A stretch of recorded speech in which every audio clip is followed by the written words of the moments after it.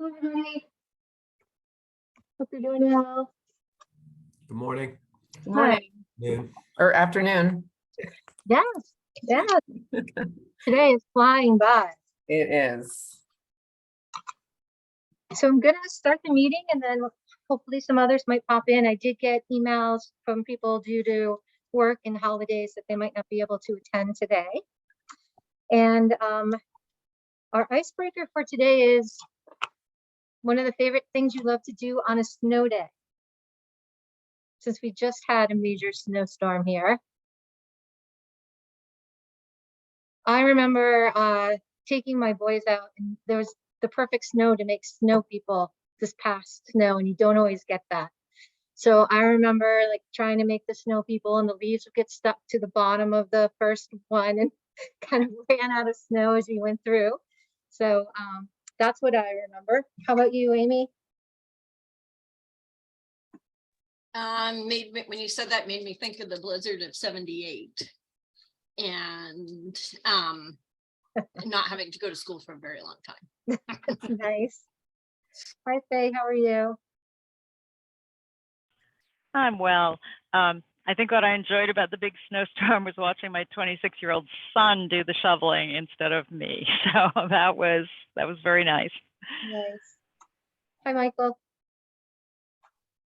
Hello, everybody. Gosh, we only got rain down here, so so not terribly fun. But anytime I can get out on cross country skis after a snow, it's a good time. Great. Hi, David. We're just mentioning things that we like to do during a snow day. Yeah, I'm a wood stove and hot cocoa kind of guy after clearing the driveway. So that's typically what we're doing usually or playing Candyland with my 4-year-old. So Oh, that's great. Hi, Jesse. Hi, everybody. Yeah, also the first thought I had was hot chocolate. That's like the best, regardless of what you're doing outside, when you come back in for that cocoa, that's the best part of the day. Excellent. So I'm going to follow our agenda, and unfortunately Sean couldn't be here today, but he did ask me to let folks know that he's continuing to follow up with Susan Prentice and others as far as the legislation. There hasn't been a specific number assigned to it yet, but he'll keep us posted about that. He has reached out to police departments throughout New Hampshire to try to help improve the fingerprinting process. He shared with us that he was frustrated that there was not even resistance, but people not jumping in to try to help out. And he felt a little frustrated that so many communities don't see the interconnection of the fingerprinting and all the things that we talk about and how we really need to be a team to support early educators. And he's going to talk to he's a retired policeman as well. So I think he was a little frustrated with the connections that he used to have. And he said he's going to circle back around. There were some communities that Bo sticks out in my head that said that they would be happy to try to do that. So he continues to work on that. The other thing is in January, that is when the ECE concept for Lebanon, the request for information closes. And so if there are people who want to be part of the group that reviews the applications, to let Sean and I know. And as the groups, we work together on the rubric to use to kind of evaluate and compare the different applications that come through. So he's finalized that, and he's put that on the website so that anybody who has applied also is aware of kind of the rubric that they will be not measured against, but we'll be looking at as a group. So if you have an interest, we'll probably be meeting in person combo Zoom, because it's nice when you are actually around the same table having the conversation when you're using a rubric, but he's also understanding of distance and time and everything else. And we could do a Zoom combination. I think, Amy, those are the 3 points that you talked about, the steering committee. Did I miss anything that you can remember? Does that sound about right? I think that was about it. Okay. Great. I know that I'm not sure where the ECEA is on the reviewing of applications. I don't think we really can be part of that, but you know, the board would like it if there's anyone here that is interested in being on that committee. You know, the recommendation is to work with to prioritize working with established centers that are already part of the Upper Valley as kind of the first option, if possible. Would it be appropriate for you to reach out and let people know this is an opportunity, since you have the direct connections with providers? And if they're interested, they could contact Sean and let him know also their availability, because I think that's the other part, is people's availability. You're with children all day, so what time does it work to actually have a meeting that people can attend? So that, I mean, I know people are tired at 6, but it might be a 6:00 p.m. kind of Zoom meeting or something like that. But if you could push that out, and then I could be a contact and Sean, then I totally agree. Having educators on it is very important. Thank you. Allison was going to hop on today. I don't see her yet. She did have a little bit more information about the business center concept that she talked about and the spreadsheet. She mentioned that a bit at the steering committee, just kind of making the connections between the two. And then Amy, can you provide an update about the progress on workforce building the strategy launch model? Sure. So the ECEA was awarded a grant from New Hampshire Charitable Foundation to hire a consultant to help us organize and prepare for the official process of launching this program. And we are nearly completed with that process, believe it or not. Probably this week we'll have completed theory of change, logic model. We did our fidelity matrix. We're doing our evaluation plan right now. That grant didn't include the evaluation process because we didn't know what the process was going to be because we hadn't done the plan yet. But at least that all those pieces will be in place. And we got word last week that Couch will be funding a good portion of the launch to keep this piece moving. We are recruiting right now for a January 1st cohort launch. And this whole process that we've done with the included in that will be like a Gantt chart with our work plan.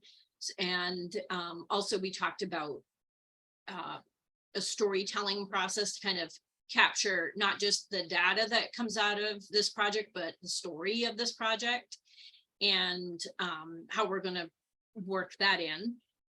And hopefully I'm supposed to have a meeting later this afternoon, but hoping that there will be a state RFP for the state of New Hampshire coming out that we can respond to.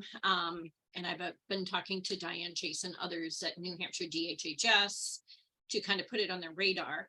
I did want to mention that I do attend the Springfield area kids count, or yeah, I think it's called childcare counts or kids count. And they were very interested in this project, and I was hoping that I could get enough interest from them to help with the pilot. And they were thinking, scalability, everyone thinking scalability once we get some understanding of the effectiveness. And so I think that part that works kind of laying itself out ahead of this work. So hopefully we can move through this process on time, which we're on schedule right now. And yeah, and I guess another piece I could say is that Rich Lavers from the New Hampshire Employment Security, he's the deputy commissioner or something.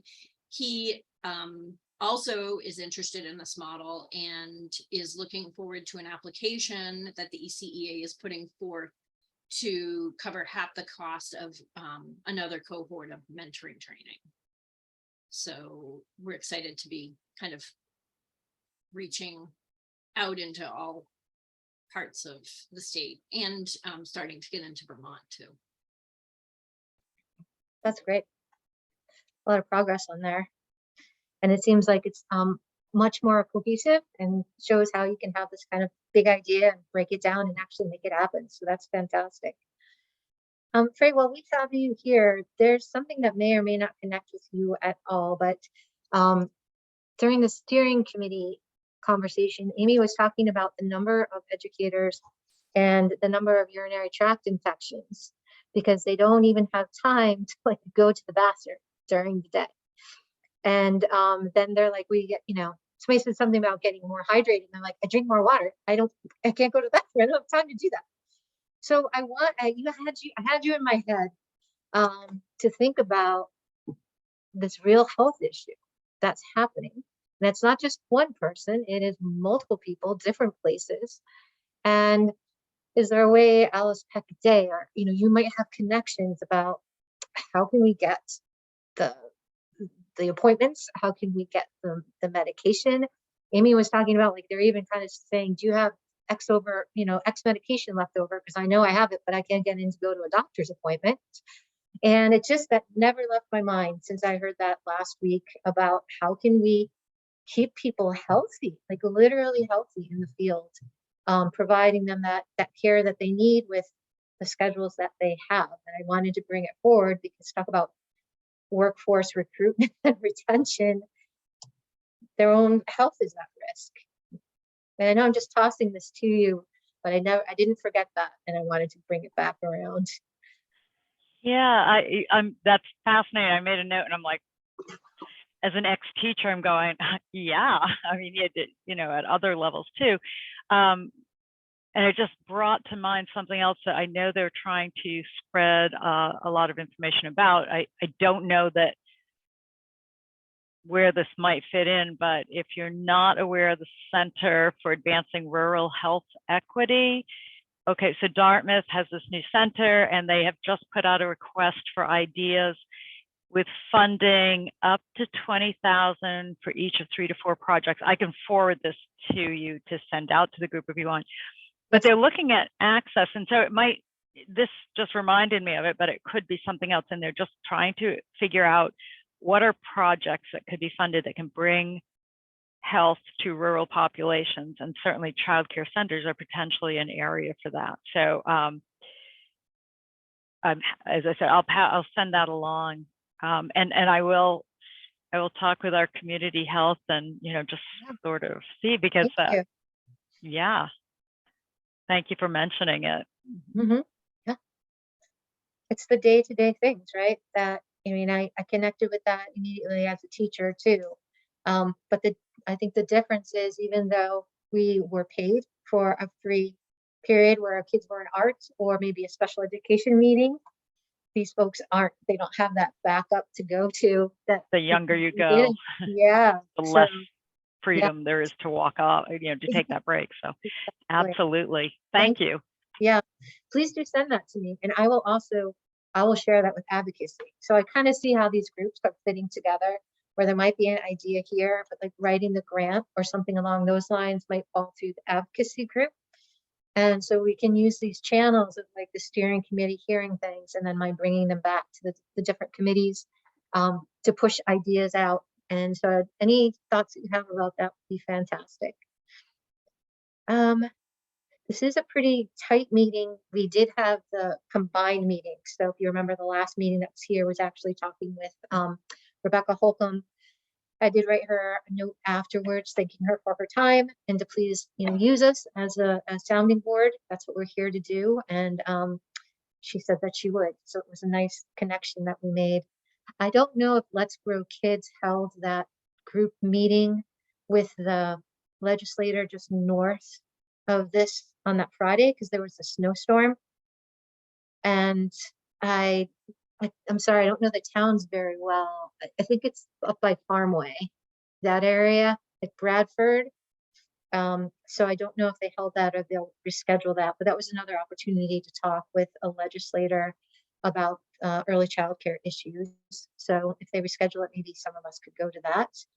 Was there any other business that people wanted to talk about today or add to the discussion? It's a lot happening. Go ahead, Michael. Yeah, I just had one question going back to the legislation that Sean is filing or hopes to file. Do we have updated language for that legislation? I think the last time I saw it was, I don't know, it's at least 6 months ago, and I don't know if it's changed. I don't have the answer. But I can email him and I could ask to see what the latest revisions are. Okay. Yeah, it would just be helpful to see, to know what's being proposed. Proposed. Okay. Thank you. Yes, no problem at all. Due to the holiday schedule, our next meeting is January 23rd. And I have been updating the group list with Leona. So hopefully what we're doing now is using the agenda and then pushing that out so you know where to go and where to be.